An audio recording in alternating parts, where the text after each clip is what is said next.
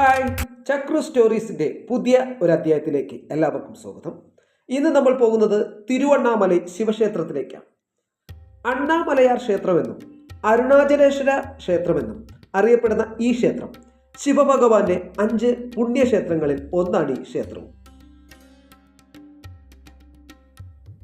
ക്ഷേത്രത്തെപ്പറ്റി നമ്മൾ ചിന്തിച്ചാൽ മതി, ചിന്തിച്ചത് കൊണ്ട് മാത്രം മോക്ഷം നൽകുന്ന ക്ഷേത്രം എന്ന് ഈ ക്ഷേത്രം അറിയപ്പെടുന്നു. തമിഴ്നാട്ടിലെ തിരുവണ്ണാമല ജില്ലയിൽ തിരുവണ്ണാമല അരുണാചലേശ്വര ക്ഷേത്രം എന്നറിയപ്പെടുന്ന ഈ ശിവക്ഷേത്രം സ്ഥിതി ചെയ്യുന്നത് 9ാം നൂറ്റാണ്ടിലാണ് ഈ ക്ഷേത്രം നിർമ്മിച്ചത്. ഈ ക്ഷേത്ര നിർമ്മിതിക്ക് കാര്യമായ സംഭാവന പല്ലവർ, ചോളർ, വിജയനഗര രാജാക്കന്മാർ, നായകർ എന്നീ രാജവംശങ്ങൾ നൽകിയിട്ടുണ്ട്.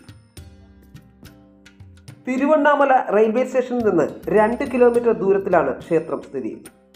കേരളത്തിൽ നിന്ന് ട്രെയിനിൽ വരുന്നവർക്ക് കാട്ട്പാടി റെയിൽവേ സ്റ്റേഷനിൽ നിന്ന് ധാരാളം ട്രെയിനുകൾ തിരുവണ്ണാമലയിലേക്കുണ്ട്. മധുര വഴി വരുന്നവർക്ക് വില്ലുപുരം റെയിൽവേ സ്റ്റേഷനിൽ നിന്ന് ഇറങ്ങിയാൽ അവിടെ നിന്നും ട്രെയിനുകൾ ലഭ്യമാണ്. അതുപോലെ ബസ്സുകളും ലഭ്യമാണ്.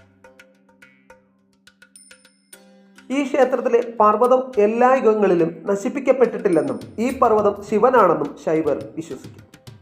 അതിനാൽ അവർ ഈ പർവ്വതത്തെ പ്രദക്ഷിണം ചെയ്യുന്നു. പ്രദക്ഷിണം ചെയ്യുന്നത് ഗിരിവലം എന്നറിയപ്പെടുന്നു. വിവിധ നഗരങ്ങളിൽ നിന്നും പട്ടണങ്ങളിൽ നിന്നുമുള്ള എണ്ണമറ്റ സിദ്ധന്മാർ ഇവിടെ വന്ന് സമാധി പ്രാപിച്ചിട്ടുണ്ട്. അവരുടെ സമാധികൾ ഗിരിവല പാതയിലാണ് സ്ഥിതി ചെയ്യുന്നത്. 8 ദിശകളിലായി 8 ലിംഗങ്ങളുള്ള ഒരു അഷ്ടഭുജ ആകൃതിയിലാണ് തിരുവണ്ണാമല നഗരം സ്ഥിതി ചെയ്യുന്നത്. ഇന്ദ്രലിംഗം, അഗ്നിലിംഗം, യമലിംഗം, ത്രിതിലിംഗം, വായുലിംഗം, കുബേരലിംഗം, വരുണലിംഗം, ഈശാനലിംഗം എന്നിങ്ങനെ അഷ്ടലിംഗങ്ങളും രമണ മഹർഷി, ശേഷാദ്രി സ്വാമി എന്നിവരുടെ ശവകുടീരങ്ങളും ആളുകൾ സാധാരണ നടക്കുന്ന പാതയിലാണ് സ്ഥിതി ചെയ്യുന്നത്. ആളുകൾ എല്ലാ ദിവസവും മലയെ പ്രദക്ഷിണം വയ്ക്കുന്നുണ്ടെങ്കിലും പൗർണമി ദിനത്തിൽ പ്രദക്ഷിണം നടത്തുന്നത് ശുഭകരമായി കണക്കാക്കപ്പെടും. പുരാതന അണ്ണാമല ക്ഷേത്രം കുന്നിൻ്റെ വലതുവശത്താണ് സ്ഥിതി ചെയ്യുന്നത്. ഈ കുന്നിൻ്റെ ചുറ്റളവ് അഥവാ നടക്കേണ്ട ദൂരം എന്ന് പറയുന്നത് 14 കിലോമീറ്റർ. സിദ്ധന്മാരും യോഗികളും ദേവന്മാരും മലയുടെ വലതുവശത്തുകൂടി നടക്കുന്നു എന്നാണ് വിശ്വസിക്കപ്പെടുന്നത്. അതിനാൽ മലയെ ചുറ്റുമ്പോൾ, അതായത് ഗിരിവലം വയ്ക്കുമ്പോൾ ഇടതുവശത്തുകൂടിയാണ് നമ്മൾ നടക്കേണ്ടത്.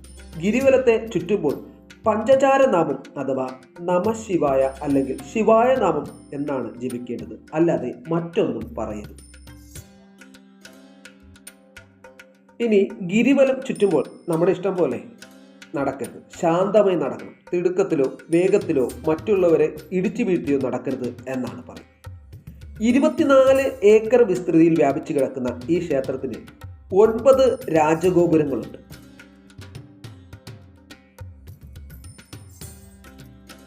അവയിൽ രാജഗോപുരം, ബേ ഗോപുരം, അമ്മാനി അമ്മൻ ഗോപുരം, തിരുമഞ്ജന ഗോപുരം, കിളി ഗോപുരം, വല്ല മഹാരാജ ഗോപുരം, തെക്കൻ കട്ടൈ ഗോപുരം, വടക്കൻ കട്ടൈ ഗോപുരം, പടിഞ്ഞാറൻ കട്ടൈ ഗോപുരം എന്നാണ് ഈ ഗോപുരം. ഈ ക്ഷേത്രത്തിലെ ദിവസവും 6 പൂജകളാണ് നടക്കുന്നത്. ഇനി ഗിരിവല യാത്രയുടെ പ്രാധാന്യം എന്തെന്ന് നോക്കാം. ശിവന്റെ ഒരു അവതാരമായി വിശ്വസിക്കപ്പെടുന്ന അരുണാചല കുന്നിനെ ചുറ്റിപ്പറ്റിയുള്ളതിനാൽ ഗിരിവല പാത പവിത്രമായി കണക്കാക്കും. ഈ പാതയിലൂടെ നടക്കുന്നത് ഒരാളുടെ കർമ്മത്തെ ശുദ്ധീകരിക്കുകയും ആത്മീയ പുരോഗതിക്ക് സഹായിക്കുകയും ചെയ്യുന്ന ഒരു ഭക്തി പ്രവൃത്തിയായി കാണും. ഉയർച്ച താഴ്ചകളുള്ള അത്യന്തികമായ ആത്മീയ പ്രബുദ്ധതയിലേക്ക് നയിക്കുന്ന ജീവിത തീർത്ഥാടനത്തിൻ്റെ പ്രതീകമായാണ് ഈ യാത്ര. ഇനി ഗിരിവലം വയ്ക്കുമ്പോൾ ഉച്ചസമയത്തെ ചൂട് ഒഴിവാക്കാൻ ശ്രമിക്കണം. അതിരാവിലെയോ വൈകുന്നേരമോ യാത്രയ്ക്കായി തിരഞ്ഞെടുക്കുക. വഴിയിൽ ധാരാളം സ്റ്റാളുകൾ ഉണ്ടെങ്കിലും വെള്ളം കരുതുന്നത് നന്നായിരിക്കും. പാദരക്ഷകൾ ഉപയോഗിക്കാതെയാണ് പലരും നടക്കുന്നത്. അത് ശീലമല്ലാത്തവർക്ക് കഠിനമായി തോന്നും. അതുകൊണ്ട് പാദരക്ഷ ഉപയോഗിച്ച് നടന്നാലും കുഴപ്പമില്ല.